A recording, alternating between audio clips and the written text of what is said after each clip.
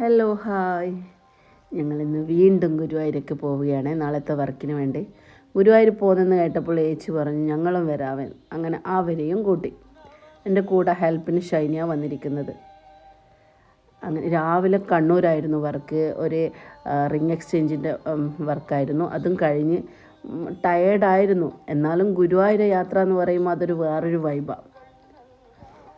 അങ്ങനെ ഗുരുവായൂരെത്തി ദർശനമൊക്കെ കഴിഞ്ഞ് ഫ്ലവറൊക്കെ ഞങ്ങൾ ആ ടൈമിന് ഒരു 10-11 മണിക്ക് വാങ്ങി വെച്ചു. ഒരു 3 മണിക്ക് വർക്ക് സ്റ്റാർട്ടായിട്ടുണ്ടായിരുന്നു. സാരിയൊക്കെ അയൺ ചെയ്ത് ഡ്രാപ്പ് ചെയ്ത് കൊടുത്തു.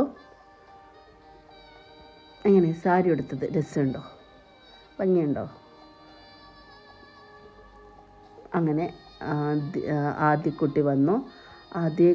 ആദ്യനെക്കുട്ടി പറയാതിരിക്കാൻ വയ്യ. ആദ്യ നല്ലൊരു ബ്രൈഡായിരുന്നു. നമുക്ക് ചില മേക്കപ്പ് ആർട്ടിസ്റ്റുമാർക്ക് ചുരുക്കം കിട്ടുന്ന ഭാഗ്യമാണത്. കാരണം ചില ബ്രൈഡ് ഒന്നും സൈലൻ്റായിട്ട് അവിടെ ഇരിക്കും. അവരെ ഇഷ്ടം പറഞ്ഞ് നമ്മളും നമ്മളെ ഇഷ്ടങ്ങളും പറഞ്ഞ് ഇങ്ങനെ ചെയ്ത് കഴിഞ്ഞാൽ രസം ഉണ്ടാവും എന്ന് പറയും.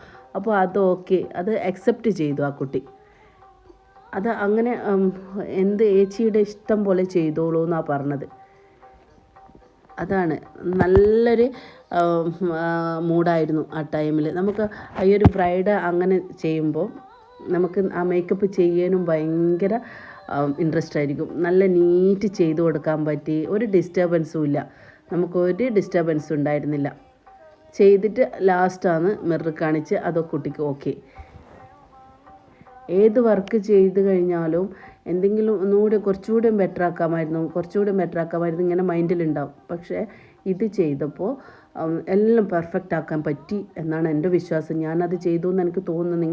നിങ്ങളെ അഭിപ്രായം ഒന്ന് പറയണേ. അത് ചിലപ്പം ഗുരുവായൂരപ്പൻ്റെ ബ്ലെസ്സിങ് ആയിരിക്കണം.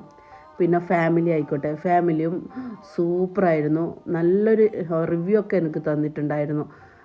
നല്ലൊരു നമ്മളൊരു ഫാമിലി പോലെ എനിക്ക് തോന്നിയിട്ടുണ്ടായിരുന്നു. ആ വർക്ക് ചെയ്യാനും അവരുടെ നമ്മളോടുള്ള ഈ ഒരു പെർഫോമൻസും ഒക്കെ ഓക്കെ. ഞാൻ ഒരു നല്ലോണം എൻജോയ് ചെയ്ത വർക്കായിരുന്നു.